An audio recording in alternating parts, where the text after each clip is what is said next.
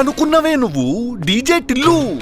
నువ్వు గణేష్ నిమజ్జనానికి హైదరాబాద్ లో ట్యాంక్ బండ్ కాడికో ఎవడనన్ను అడుగు డీజే టిల్లు ఎవడని.